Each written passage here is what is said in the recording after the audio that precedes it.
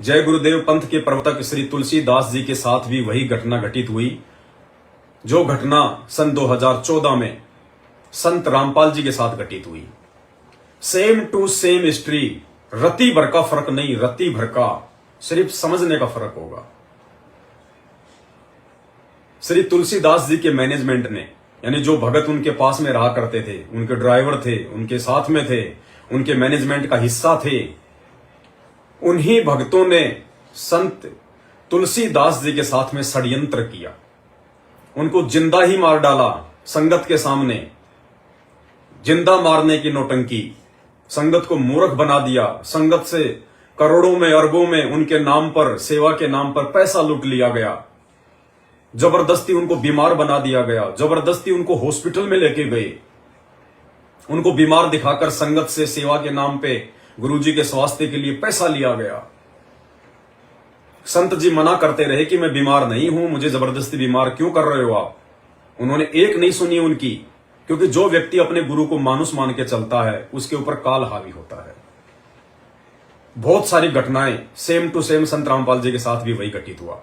और इस घटना से जिन भगत भाई बहनों को थोड़ी बहुत भी शंका होगी कि मैनेजमेंट ऐसा नहीं कर सकता, गुरुजी का परिवार, उनका भाई ऐसा नहीं कर सकता, ये कोऑर्डिनेटर ऐसा नहीं कर सकते, आज उनकी बंद आंखों के पर्दे खुल जाएंगे, आज उनका मोतियाबिंद हट जाएगा। क्योंकि जो व्यक्ति गुरु को मानुस मानता है वो व्यक्ति गुरु के साथ काल प्रेरणा से कैसा भी छल बल कर सकता है। तो भाई और बहनों, आगे का समय बहुत विकट है। कदम कदम हमने फूक फूक के रखना है। और जैसा कि दास ने पहले भी बताया था, भविष्य वक्ता भी बता रहे हैं, आप और हम सभी भाई बहनों के पास में सच्चाई से जुड़ने का, सच्चाई से जुड़ने का, भगत बनने का, आगामी समय में परमात्मा के नजदीक रहने का, सेवा प्राप्त करने का यदि समय बचा है तो मात्र 4 से 5 महीने, मात्र 4 से 5 महीने, केवल अप्रैल 2024 तक का समय है कि हम एक सच्चे भगत के रूप में उभर के आ सकते हैं। हम सच्चाई से जुड़ सकते हैं, अपने तमाम कुकर्मों की परमात्मा से क्षमा याचना मांग के साध संगति से जुड़ सकते हैं। पुनः हम मर्यादाओं में आ सकते हैं, गुरु को भगवान मान के भक्ति पे लग सकते हैं। और आने वाले विनाशकारी समय में जब काल जाएगा और पीछे घटनाओं को जन्म देके जाएगा, तबाही मचा के जाएगा, वो तबाही चाहे प्राकृतिक आपदाओं की हो, विश्व युद्ध की हो, महामारियों की हो, अकाल की हो, सूखे की हो, उन विकट परिस्थितियों में हमारी रक्षा स्वयं धरती पर प्रकट कल की भगवान सतगुरु रामपाल जी भगवान करें। उसके लिए सच्चाई से जुड़ने का, साथ संगति से जुड़ने का, पुनः एक बार सच्चा भगत बनने का मौका केवल अप्रैल 2024 तक का है। अप्रैल के बाद में भगत तो बहुत जुड़ेंगे, बहुत आएंगे, बहुत जाएंगे, लेकिन जब सतयुग का समय शुरू हो जाएगा 2028 के बाद, जब कलयुग समाप्त होगा, सतयुग का नया उदय होगा, सवेरा होगा, बचने को तो बहुत बचेंगे, सारा विश्व नहीं मरने वाला। भविष्य मालिका के अनुसार सारे विश्व की 30 करोड़ या 60 करोड़ की आबादी रह जाएगी। तो ये आबादी भी थोड़ी नहीं होती है, 30 करोड़ और 60 करोड़ के आसपास आबादी भी थोड़ी नहीं होती है। बचने को तो बहुत बचेंगे, जगत वाले भी बचेंगे, लेकिन ये अप्रैल 2024 तक जितनी भी आत्माएं पूर्णतया अपने आप को साफ करके, स्वच्छ करके, अपने अहंकार को, अपनी मान बढ़ाई को अपने पैरों तले रोंद के, अपने आप को दास बनाकर, दास समझकर, जो परमपिता परमेश्वर सतगुरु रामपाल जी भगवान से अपने तमाम कुकर्मों की क्षमा याचना मांग के और साध संगति से जुड़ जाएगा, सभी मर्यादाओं को अपने ऊपर धारण कर लेगा, लागू कर लेगा, एक भगत के रूप में आ जाएगा, उन आत्माओं को आने वाले समय में, सतयुग में, परमपिता परमेश्वर कल की भगवान सतगुरु रामपाल जी भगवान के इर्द गिर्द रहने का मौका मिलेगा। उनको परमेश्वर की तरफ से विशेष सेवाएं दी जाएंगी, वो परमात्मा जी के साथ में रहा करेंगे। बाकी आत्माएं परमात्मा के साथ में नहीं रहेंगी, दर्शन भी दुर्लभ होंगे, 2 किलोमीटर 4 किलोमीटर दूर से, या फिर सोशल मीडिया पर या टीवी चैनलों पर ही दर्शन करो। जैसे आज उनके जेल में रहते सहते हम लोग साधना टीवी चैनल पर लास्ट में शंख की आवाज के साथ में उनके दर्शन करते हैं, आशीर्वाद प्राप्त करते हैं। बाकी आत्माओं के साथ में ऐसा होगा। और जो आत्माएं अप्रैल 2024 तक सात संगति से जुड़ जाएंगी, उन्हीं आत्माओं के परमात्मा आने वाले समय में विशेष मेहर बख्शेगा। वो परमेश्वर की विशेष आत्माओं में गिनी जाएंगी। और उसके लिए देखो परमात्मा ने शुरुआत भी कर दी है, तो मालिक की मर्जी है, प्रेरणा वो करता है। दास ने व्हाट्सएप पर जितने भी मेरे ग्रुप थे सैकड़ों, सभी मैंने डिलीट कर दिए, सबसे मैं लेफ्ट हो गया। मेरे पास यदि व्हाट्सएप पर कोई अगर ग्रुप है तो केवल एक ग्रुप है, और वो ग्रुप दास ने अभी 4-5 दिन पहले ही बनाया है, पवन दास पर्सनल ग्रुप। उस ग्रुप में केवल मैं अकेला एडमिन हूं, और आने वाले समय में यदि उसमें दूसरा कोई एडमिन होगा तो हम परमपिता परमेश्वर जी के लिए जो आईफोन लेके आए हैं, जो सिम परमपिता परमेश्वर जी के मोबाइल में है, तो गुरुदेव भगवान को ही उस ग्रुप का एडमिन बनाया जाएगा। और गुरुदेव भगवान जब एडमिन बनेंगे तो उस पे सात संगति का लोगो नहीं होगा, केवल परमात्मा जी की फोटो होगी। यही नीले वाली फोटो जो आप जी पीछे देख रहे हैं, ये बेड वाली, तो केवल 2 ही एडमिन रहेंगे, तीसरा एडमिन नहीं रहेगा। और जितनी आत्मा जुड़ जाएंगी, और जुड़ने का तरीका यही है, जो मेरे संपर्क में थे उनको तो मैंने उस ग्रुप में ऐड कर दिया है, और किया केवल उन्हीं को है जिनकी व्हाट्सएप पर साध संगति का लोगो लगा हुआ है। अन्यथा मेरे मोबाइल में तो हजारों की संख्या में भगत भाई बहनों के नंबर हैं, लेकिन मैं कोई यारा प्यारा नहीं देखता, निजी या कोई खास भगत नहीं देखता, ना मेरा कोई निजी या खास भगत है। जिसकी व्हाट्सएप पर सात संगति का लोगो लगा हुआ है, दास ने केवल उन्हीं को जोड़ा है, आने वाले समय में भी उन्हीं को जोड़ेगा। इस ग्रुप में अभी तक तकरीबन 800 के आसपास आत्माएं जो है वो जुड़ चुकी हैं।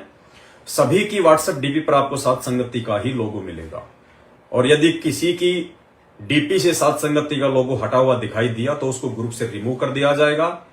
दूसरा, मोबाइल को संभाल के रखा करो, अपने बच्चों को या ऐसे वैसे व्यक्ति को मत दिया करो।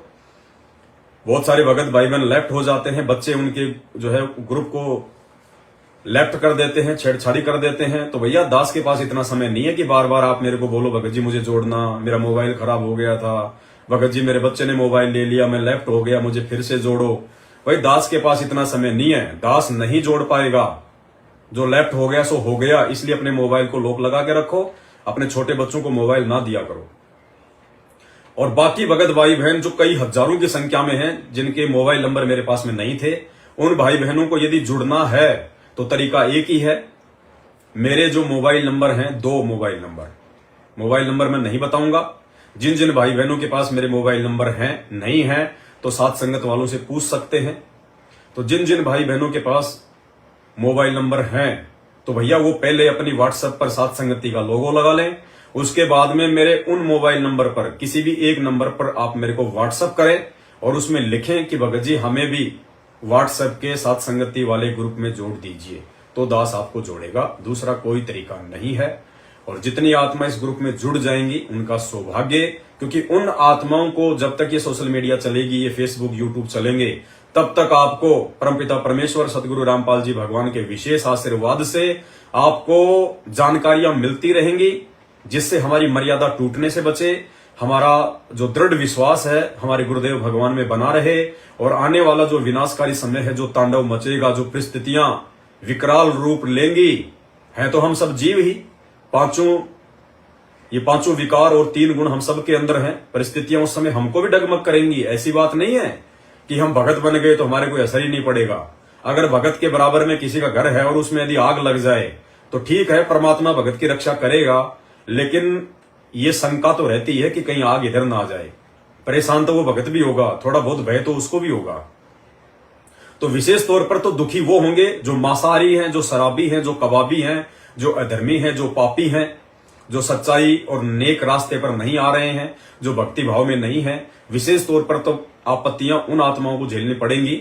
लेकिन जब इस प्रकार का घोर तांडव मचेगा, हाहाकार मचेगा, तो भाई जाहिर सी बात है थोड़ा बहुत डर भय हमारे अंदर भी पैदा होगा।